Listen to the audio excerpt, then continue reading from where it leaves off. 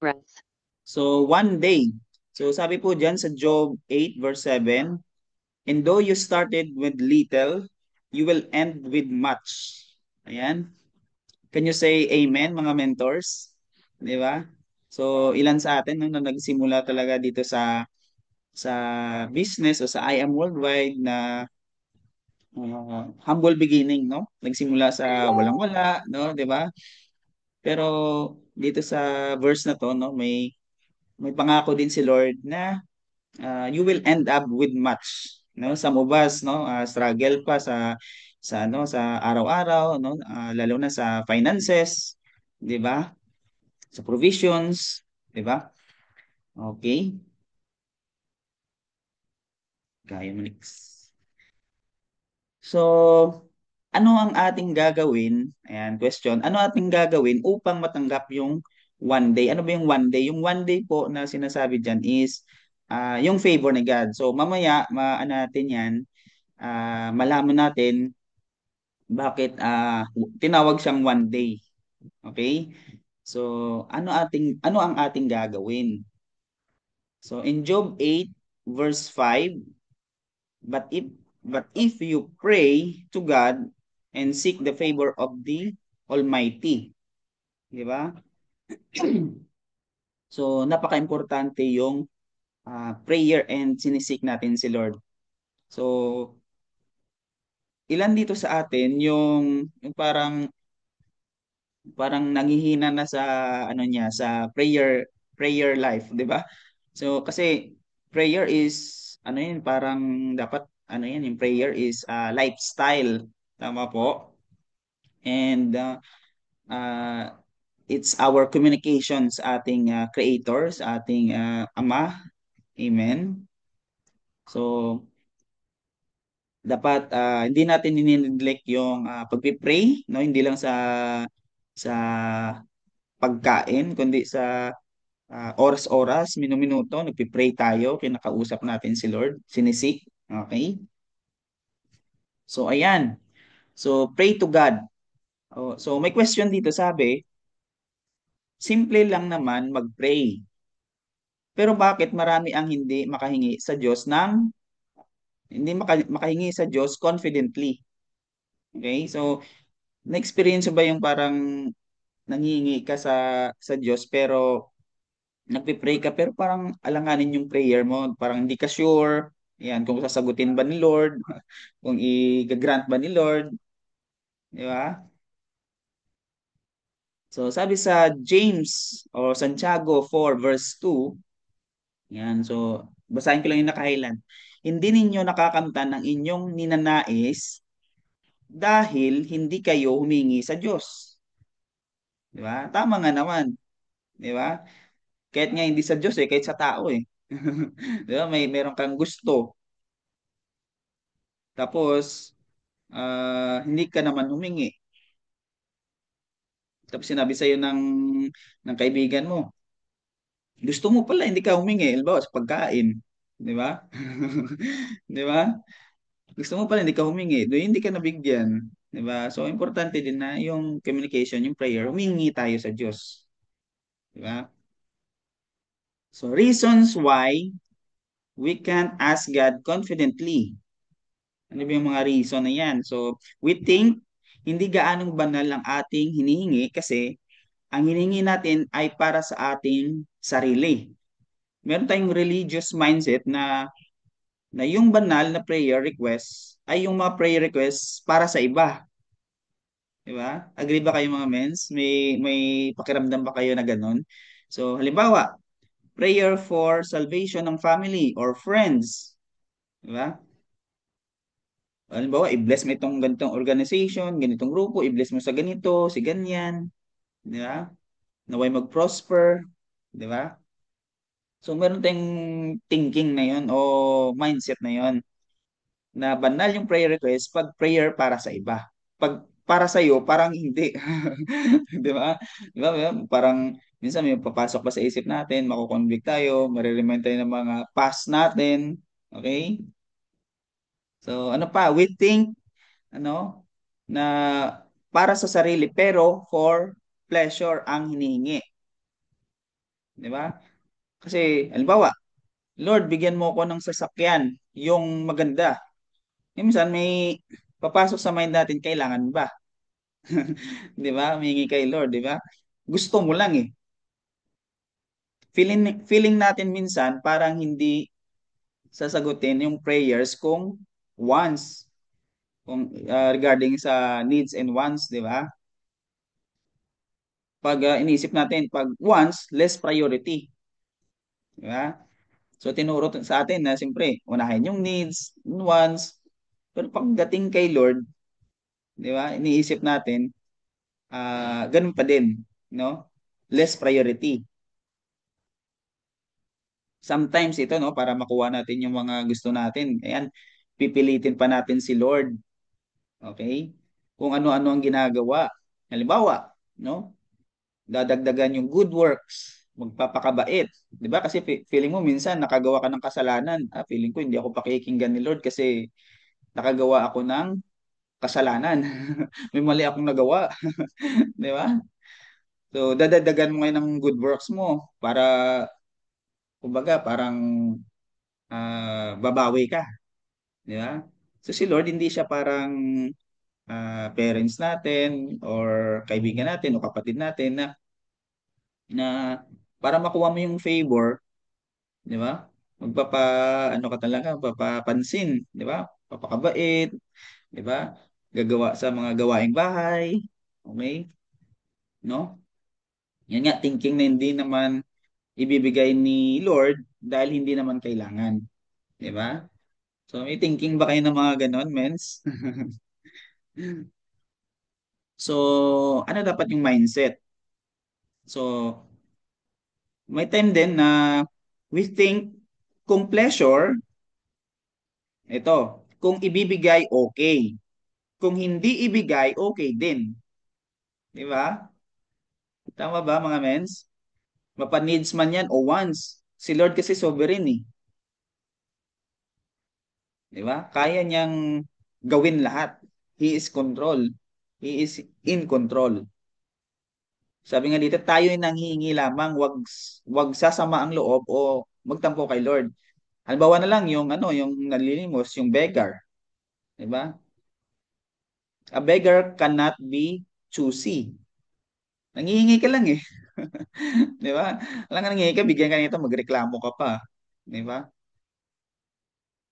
Binigyan ka ng sandwich, gusto mo burger. Ayoko niyan. Ayoko niyan. Gusto ko burger, eh nanghihingi ka lang eh, 'di ba? Gusto mo 20, binigyan ka 5 piso, 'di ba? Kung lahat ng hinihingi natin ay sabay-sabay ibigay ni Lord, mapa-needs man o wants, ayan, for self or for others, yan ay hindi kabawasan sa Diyos. Amen, mga mens? Si Lord, si God, hindi siya nagbabudget gaya ng parents natin. Di ba? Unlimited yung resources ni Lord. Okay? Nagbibigay si Lord ayon sa kanyang walang ubos na yaman, unlimited. Di ba? So ang sarap lang na meron tayong provider na nagbibigay unlimited. Okay? In Philippians 4 verse 9, "And this same God who takes care of me will supply all your needs from his glorious riches which have been given to us in Christ Jesus." So si God, He gives according to His glorious riches. There is no lack in God. Diba? Hindi ka hindi ka titipirin ni God, 'di ba? Pero hindi naman ibig sabihin na hindi binigay yung hiningi mo, 'di ba? Ayun nga, magtampo ka na, ano ka na, sasama yung loob. So, sabi nga, 'di ba, tinuturo sa atin, merong right timing si God, 'di ba? Na-learn din natin na ah, hindi pa sinasagot ni Lord yung prayers natin kasi hindi pa natin kayang i-handle, okay? O i-manage. Ayun. So, nagbibigay si God according sa kanyang walang, ayun, yung sabi ko kanina, walang ubos na yaman o unlimited. Okay? So, dapat tayo, ang mindset natin, meron tayong dapat na abundance mindset. Di ba? Kasi yung tatay natin sa langit, yung Father in heaven, is mayaman. May unlimited resources. So, hindi ka bawasan sa kanya yun kahit anong hingin mo. Di ba? Ang question is, tama ba yung puso mo para tanggapin yung hinihingi mo? Or kaya mo bang i-handle o i-manage yun? Yun. Tama ba? Okay? So, hindi ko makita yung mga chat, no? Ayan. So, meron din tayong thinking na ang pleasure ay, 'di ba? Kasi nade-develop yung ano natin eh, yung tawag niyan, yung mindset natin, yung pleasure ay masama. Pero actually, ang pleasure ay hindi masama. Amen? Amen ba? In Psalm 16 verse 11, sabi diyan, "You will show me the path of life. In your presence is fullness of joy. At your right hand are pleasures forevermore." 'Di ba? Napaka-clear sa scripture na sabi yan, "At your right hand are pleasures forevermore." So hindi masama yung pleasure, mga mentors. 'Di ba? Nasa kamay ng Diyos ang pleasure. Mabuti ang pleasure. Ngayon, masama ang pleasure kapag inalis mo ito sa kamay ng Diyos. Okay? And hindi si God ang source ng pleasure na yon. Di ba? Kung minsan tayo nagpe-pray, pag hindi binigay yung ating hinihingi, halimbawa gustong-gusto mo talaga, di ba? Gagawa ng diskarte, di ba? Na hindi ayon sa kay God, hindi ayon sa salita ni Lord, di ba? Dumidiskarte. So nagiging masama lang 'yun again pag inalis mo ito sa kamay ng Diyos at hindi si God ang source. Okay? In James 4 verse 1, saan nanggagaling ang inyong mga alitan at pag-aaway? Hindi ba't nagmumula iyan sa masamang nasa na naglalaban-laban sa inyong kalooban? Di ba? Tama ba, mga mens? Kasi ah, merong pagnanasa sa kalooban. Okay? So sabi din dito sa verse 2, no? Mayroon kayong ninanasa, ngunit hindi ninyo makamtan. Kaya't pumapatay kayo, mapasa inyo lamang iyon. May mga bagay na gustong-gusto ninyo, ngunit hindi ninyo maangkin. Kaya kayo'y nagkakagalit-galit at naglalaban-laban. Hindi ninyo nakakamtan ang inyong ninanais dahil hindi kayo humihingi sa Diyos. Di ba? Yun. Sa din yun, hindi tayo humihingi talaga sa Diyos. So, importante yung prayer. Bakit di makamtan o maangkin? Question. Diba? Kasi sobra ang nasa, sobra ang gusto, sobra ang desire. Diba? Ang sabi sa verse, balikan natin, no? May mga bagay na gustong gusto ninyo, ngunit hindi niyo maangkin. Diba? So question, dito pala no, hindi pinag-uusapan kung masama o mabuti o needs ba yan o wants o para sa sarili mo o sa iba, di ba? Ang sinasabi doon sobra. Ang question, sa anong level? Yun. So, sabi din sa verse, to the level na papatay, pumapatay, nagkagalit-galit, nagkalaban-laban, di ba? Ganong level. Sobra yung nasa. Sabi pa dito, handang suwayin ang Diyos dahil sa matinding pagnanasa. Pag di pinagbigyan, didiskarte, gagawa ng ano ng paraan na hindi ayon sa salita ng Diyos para lang makuha yung gusto, 'di ba? Gustong yumaman, 'di ba? Hindi gawin sa legal na paraan, 'di ba? Gusto illegal, patago, 'di ba? Biglang yaman. Sabi nga, ah, yung mga easy to get, 'di ba? Easy din nawawala. Yan. So yun yung mga reason. Ayan. Question, sino may gusto ng one day? Ayan. Sino may gusto ng one day? Type 1 nga po. Ayan, kung mapan ko lang kung andyan pa po ba kayo. Let me check. No? Ayan, sabi sa chat, no? May mga chat kasi hindi ko nabasa kanina. Okay, so ayan, si Mentor Sally. Ayan, Mentor Angelica. Mentor Anita, Mentor Shinvi, Mentor Jen. Okay. Mentor Annette, Mentor Ann. Okay. So marami palang may gusto. How about the others? Di ba? So I believe lahat naman no gustong gusto yung one day or yung favor ni God. Sabi dito mga mens, the level of your desire for what you ask God must be far lower than your desire for God. So ibig sabihin, kumbaga mas naisin mo si God compare sa yung hinihingi. Okay? Yan. Itong mindset na kung ibigay ay okay, kung hindi ibigay ay okay din na mindset is okay siya. Kasi hindi naman dinidesire yun the way I desire the giver. So sa madaling salita, mas i-desire natin si God. Ayan. Desire the giver more than the gift. Desire the source more than the resource or resources. Desire the Savior more than the salvation. Desire the Creator more than the creation. Desire the Provider more than the provisions. Desire the Protector more than the protection. Desire the Blesser more than the blessings.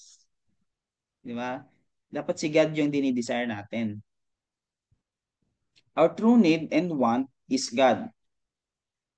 Our true need and want is Jesus Christ.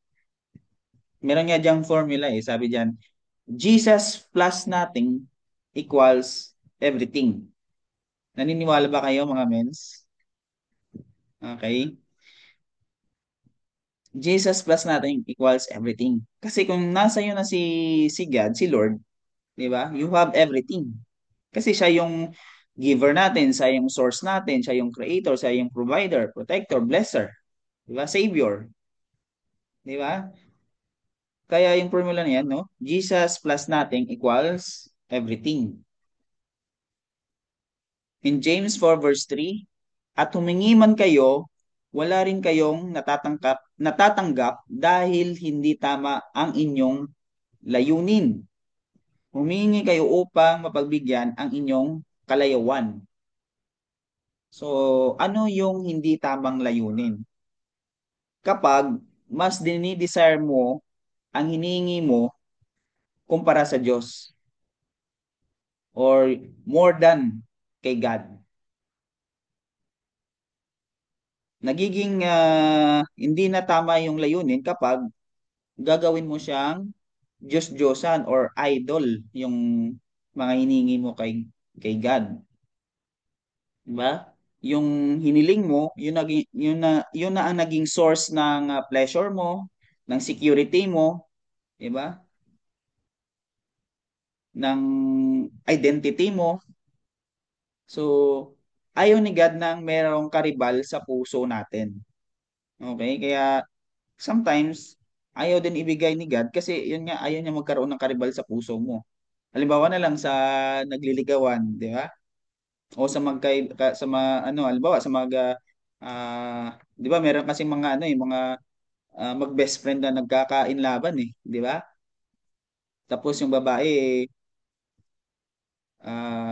may ano, may may nakitang friend ng best friend niya. Tapos sabihin niya sa best friend niya na lalaki, uy, pakilala mo naman kay kay ganito, di ba? Siguro ang mindset ng lalaki kasi in love sa kanyang best friend. Wag na. Baka maagaw ka pa, di ba? Ayaw niya. So, ganun din si God. Ayaw ni God na magkaroon ng karibal sa puso natin. Di ba?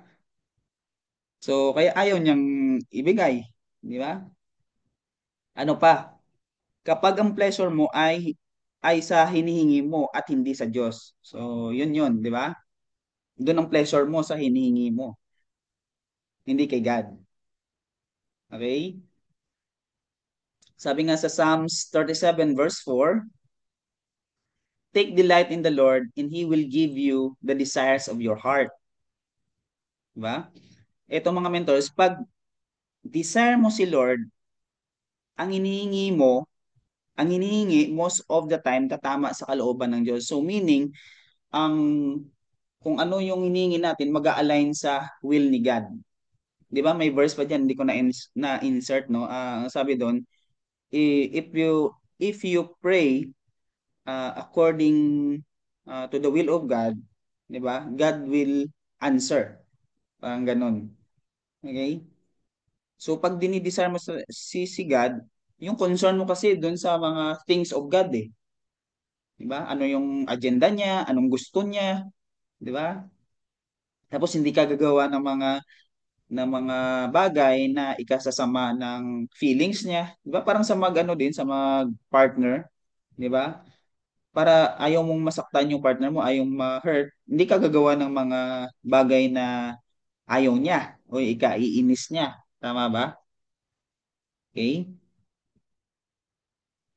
So, maybe some of us, no, nanlamig na din, 'di ba? So, ito yung word ni Lord, no? Revelation 2 verse 4, sa mga nanlalamig kay Lord. Yet I hold this against you. You have forsaken the love you had at first. 'Di ba? Yung first love mo, 'di ba? Remember your first love, si God, si Lord. Remember your first encounter with Him, no? So yung ano ko to, yung tinatype ko to, pero medyo naano din ako, no? Medyo tinamaan din ako, 'di ba? Kasi nung first time na na-encounter ko talaga si God, si Lord, sobrang kumbaga on fire talaga ako kay Lord eh. Yung every time may kausap ka, parang ang sa isip mo, paano ma-insert yung word ni God, paano ka makapag-share ng gospel. Aabangan mo ngayon yung bawat salita na binibitawan ng kausap mo para doon mo ipasok yung word of God. Ganun ako kaano dati, no? Nung una. So yung naano ko to, parang ano ako na ano din ako, no, tinamaan din ako sa message na to. Okay? So yung passions mo and desires mo ay nasa mga concern ni Lord. 'Di ba? May isa pang verse sabi doon is uh, God called you friend, 'di ba? 'Di ba sabi ni Lord pala doon, I have called you friend kasi sabi niya, uh, pinaalam ko sa inyo yung kalooban ng aking ama or ang kanyang will, 'di ba? Hindi kayo servant kasi yung servant walang alam sa nagtatrabaho lang yung servant, pero yung friends talaga alam niya talaga kung anong concern, 'di ba, ng kanyang friend, 'di ba? So yun. So ano pa? So una, no, pray to God. So ayan, malapit na rin tayo matapos. Mabilis lang 'to, no? Letter B, no, seek the favor of the Almighty. Okay? So in Matthew 20 verses 1 to 3, ito yung parable ng yung parable ng may-ari ng ubasan, tapos nag-hire siya ng mga manggagawa, lumabas at saka nag-hire ng mga manggagawa. So basahin natin. So, verse 1, sabi diyan, sinabi pa ni Jesus sa kanila, ang paghahari ng Diyos ay maitutulad sa kwentong ito. Isang araw, maagang lumabas ang isang may-ari ng ubasan para humanap ng mga manggagawa. Verse 2, nang makakita siya ng mga manggagawa, nakipagkasundo siya sa kanila na makakatanggap sila ng karampatang sahod para sa isang araw na trabaho. At pagkatapos ay pinapunta ang mga ito sa ubasan niya. Verse 3, na mga alas 9 na ng umaga. Ayun kanina sa verse 2, mga alas 6 yun. Kasi nung araw daw, yung trabaho is 6 to 6. Di ba sa atin, 8 to 5 normally. Di ba? Usually ganun, 8 to 5, 9 to 5. Sa kanila, 6 to 6 daw. So ito naman alas 9, verse 3. Na mga alas 9 na ng umaga, lumabas siya muli at may nakita siyang mga taong walang trabaho at nakatambay lang sa pamilihan. Di ba? Nakatambay lang. Di ba? Sa pamilihan, walang ginagawa. So, dyan dito, sabi ito, no, number one, be where God is. In Tagalog, no, kung saan si God, doon ka dapat. So, kayo mga mentors, di ba? Kanina nag-pray tayo, in-invite natin yung presence ni God. Di ba? Siguro lahat naman siguro naniniwala na nandito si God, di ba? Pag pinag-uusapan yung salita ni God, nandun si God. Agree ba? Pag wala, pag iba yung usapan, di ba? Mga hindi labag sa word ni God, iba na yun. Hindi, wala na si God doon. Tama ba? Pansin niyo po sa ano no sa kwento, nasaan yung mga tambay, di ba? Nakatambay lang sa palengke, sa pamilihan. Wala sa tamang lugar, di ba? Kasi sabi diyan, being in the right place at the right time is being where God is, di ba? Kasi nasa palengke lang sila eh, di wala silang trabaho, tambay lang. Ngayon, sino yung nakahanap sa kanila, di ba? So dito makikita din natin na si God, yung iba kasi walang initiate, 'di ba? Maghanap sa God, hindi naman tayo tulad ng iba sa atin, 'di ba? Hindi naman tayo o mostly sa atin, hindi naman talaga hinanap si God. In fact, lumalayo nga tayo kay God eh. Tama ba? Pero sino yung nakahanap sa kanila? Yung may-ari ng ubasan. So, si God ganun din. Kaya nga si Jesus eh, si Lord, 'di ba? Bumaba mula sa langit, 'di ba? To, 'di ba, hanapin yung mga lost, 'di ba? So, ganun si God. Nagsisik siya. So, tayo din dapat, sinisik din natin si God. Eh, yung mga tambayan doon lang eh. Yung mga nasa kwento eh. Di ba? So, number two, ano pa? Maging masipag. Di ba? Maging masipag. So, in verse 6, by the way, ang 'di ba, naglumabas yung owner alas 9. Ganon din ang ginawa niya sa tanghali hanggang alas 3. Ganon din, pareho lang. Tapos dito sa verse 6, no?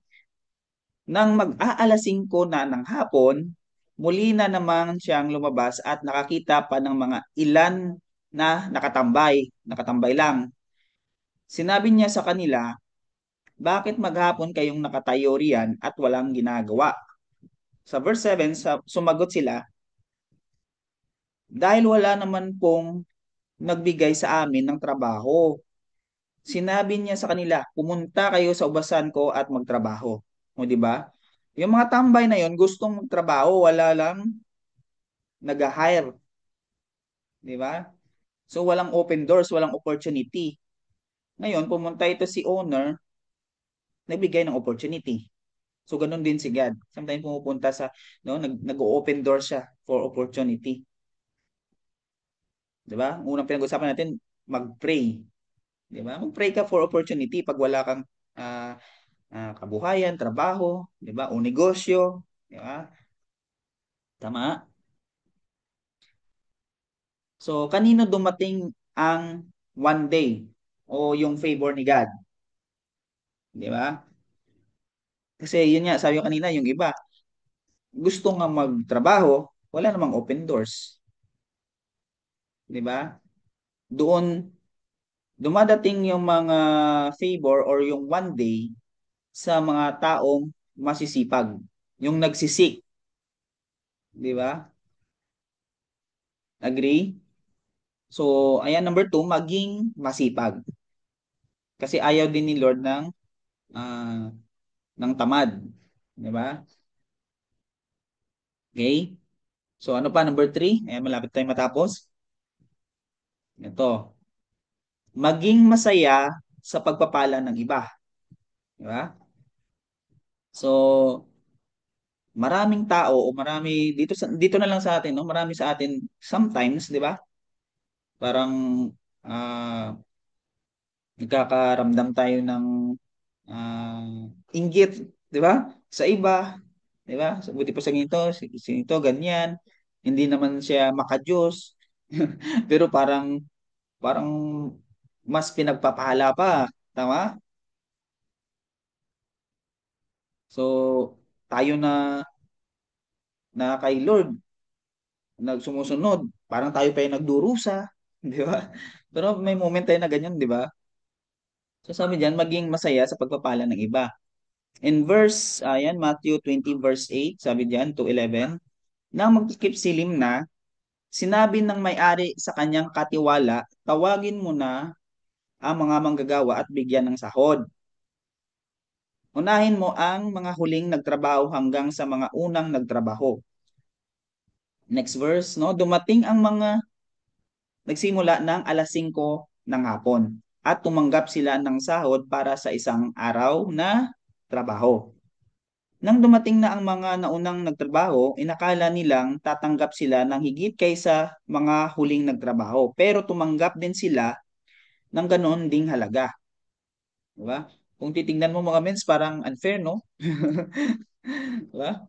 Kasi, ano yung iba, para whole day nagtrabaho, tapos yung huling dumating, isang oras lang trabaho, tapos pareho lang yung sahod. Di ba? So, pagkatanggap nila ng sahod, nagreklamo sila sa may-ari ng ubasan. Ayan na, nagreklamo na. So, mga mentors, no, evaluate din natin yung sarili natin. So, mag-heart check, di ba? Lalo na dito sa business natin, no? Tayo ba ay reklamador, di ba? Ma-complain, naiinggit, o di kaya ay di masaya sa pagpapala ng iba. Dapat pag may achievements yung isa, di ba? Maging masaya tayo, magdiwang tayo, di ba? Di ba sabi sa Bible din, may verse na sinasabi, di ba? Pag masaya yung neighbor mo, di ba? Makisaya ka din. Pag malungkot, di ba? Damayan mo siya sa kanyang pinagdadaanan, di ba? So dapat na ano tayo, no? Maging masaya, maging grateful. Kasi sabi dito, kapag mabilis kang mag-complain, mabagal kang makakita ng ipagpapasalamat. 'Di ba? Tama, 'di ba? Pag complain ka ng complain, hindi mo makita yung bagay na dapat mong or ipagpapasalamat mo, 'di ba? Ang nangyayaring hindi mo nagugustuhan ay hindi dahilan para magreklamo ka. Ito'y para magbago ka. 'Di ba? Sometimes kasi si God, 'di ba? Ayan, kung napanood niyo yan sa Facebook, yung sabi ni Tony Gonzaga, sometimes God destroy our plans kung makita niya yung plans natin will destroy us, 'di ba?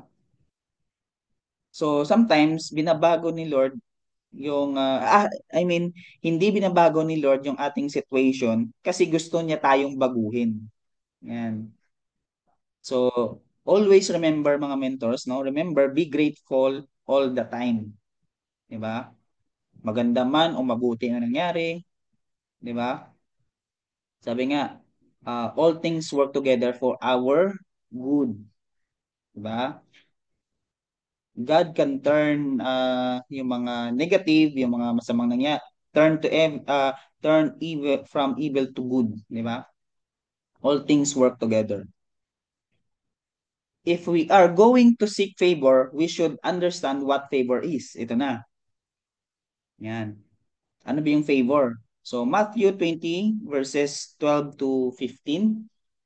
Verse 12, sinabi nila, ang mga huling dumating, ito na yung mga nagreklamo na to Ang mga huling dumating ay 1 oras lang nagtrabaho, samantalang kami ay nagtrabaho ng buong araw at nagtiis ng init. Pero pareho lang ang sahod namin. Verse 13, sinagot ng may-ari ang isa sa kanila, Kaibigan, hindi kita dinadaya, hindi ba't nagkasundo tayo na bibigyan kita ng sahod para sa 1 araw na trabaho? Tama naman, di ba? Regardless of time, 1 araw man yan, 6 na oras, 2 oras, 3 oras, ano sila may kasunduan sila na 1 araw na sahod. Di ba? May kontrata, kumbaga. Di ba? Sabi niya na may-ari, kaya tanggapin mo na ang sahod mo at umuwi ka na. Desisyon ko na bigyan ng parehong sahod ang mga huling nagtrabaho. Hindi ba't may karapatan akong gawin ang gusto ko sa pera ko? O naiinggit lang kayo dahil mabuti ako sa kanila? Tama naman, di ba? May karapatan naman siyang anong gawin sa pera niya. Di ba? Desisyon niyang gawing equal yung sahod kahit na regardless na ilang oras lang nagtrabaho, 1 oras, dalawa, o 6 na oras, 12 hours, di ba? May ano siya, sa bahala doon, pera niya yun eh. So, ang one day o favor ay nagpapakita kung sino ang Diyos, hindi kung sino ka. Yan, di ba? Pinapakita dito na ang Diyos ay napaka-generous. Di ba? Sabi kanina, di ba? He gives according to His glorious riches. Yung na-hire ng alas 5 ng hapon, hindi sila mas mabuting tao kaysa sa na-hire ng alas 6 ng umaga. Baka mas masipag pa yung mga yon eh. Tama? Nga, una nga yung in-hire, pero, di ba? Mas masipag naman yung mga huling na-hire. Mabilis pa magtrabaho. Di ba? So, ang pabor ay hindi nagpapakita kung sino ang binigyan. Ang pabor ay nagpapakita kung sino ang nagbigay. At ang nagbigay ay ang Diyos na mabuti. Sabi sa Mark 10 verse 18, So Jesus said to them, Why do you call me good? No one is good but one, that is God. So napakabuti ng ating Diyos. Diyos Ama sa langit. Amen? Ayan. So, ayan. I think this is the last slide, no? So, ito sa katapusan, verse 16. Matthew 20, verse 16. Pagkatapos, sinabi ni Jesus, ganyan din ang mangyayari sa huling araw. May mga hamak ngayon na magiging dakila at may mga dakila ngayon na magiging hamak.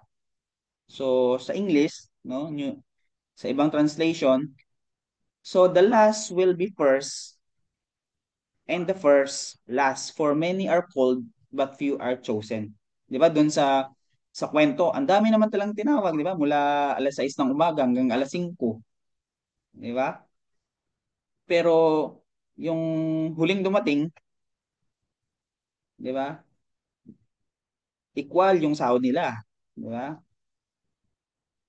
So, the last will be first, 'di ba? Nung nagpasahod, ganun din. And the first, the last. So, itong verse na to, mentors, isa din sa pinanghahawakan ko rin na verse kasi may mga times na ano mens, yung parang feeling mo nahuli ka na, last ka na, 'di ba? So, kung may ganun ka ding feeling mentor o mentors, pwede mo panghawakan yung verse na to. Diba? Feeling mo nahuli ka sa lahat, sa mga achievements mo, result, 'di ba? O yung mga narating mo, 'di ba? Panghawakan mo to kasi hindi ibig sabihin na madaling nakuha, 'di ba? Merong nauna, 'di ba? Sabi sa verse, may nauna na mahuli at may nahuli na mauna, 'di ba? So, si God, nare-ready lang yung puso natin, yung heart and tayo, 'di ba? Para tanggapin yung biyayang ibibigay niya. So, I hope na naka-share ako ng ano, nakabahagi ako ng mga ah, bagong insight o learnings or realization po sa bawat isa dito, no? Yan. So, thank you so much. So, before tayo mag-sharing, no, let's And this, no, with closing prayer, let's bow our head, mga mens. Let's pray. Heavenly Father, Lord, thank you so much po, Lord, sa iyong salita this morning, Lord God. Lord, ang dami po naming na-realize. Lord, ang dami pong na-reveal sa heart namin na hindi pala tama, mga hindi tamang layunin, mga hindi tamang mindset. Lord, naway po itong message na to this morning, Lord God, ay ito po ay ah, tumatak sa isip at puso ng bawat isa, Lord God, upang ma-receive namin yung aming one day o yung favor mo, Lord God. Thank you sa pagbibigay sa amin ng knowledge at wisdom at unawa, Lord God, sa iyong salita. Kung ano yung favor. Lord, salamat po sa mga blessings na receive namin and even po sa mga challenges na nare-receive namin. We are grateful, Lord, dahil all things work together for our good, Lord God. Maraming salamat, Lord God. At thank you din po sa mga mentors na nandito ngayon, na nakinig, Lord God. Gabayan niyo po ang bawat isa sa amin. Thank you, Lord God. This we pray in Jesus' name. Amen and amen.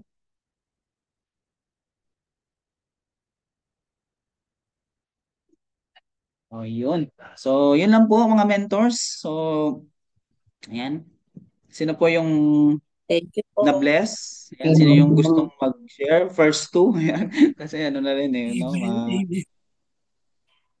Paano na Thank you, rin, no? Mentor. Ayan si... Amen. Thank you, Mentor Raymond. Ganito, Raymond. Thank you, Mentor Thank you, Mentor. Raymond. Komento kay Mark. Alright. So, Thank you, Mentor may gusto pong Raymond. mag-share?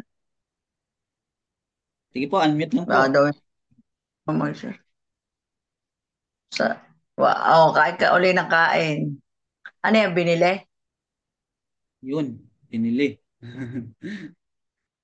Yan. Ayan, sabi ni Mentor Bells nung nag-share siya ng verse, if we ask anything according to His will, He hear us. Ay, di ba? God is in our midst at this time. So dapat yung ating hinihingi, 'di ba? Pag according, no, sa kanyang will, no, align sa kanyang will, God will grant our prayers, mga mens. Yan. So, sige po kung wala pong magsi-share na, I think no, ano yun, sold na rin sa ano, no, sa message, no? Ayan.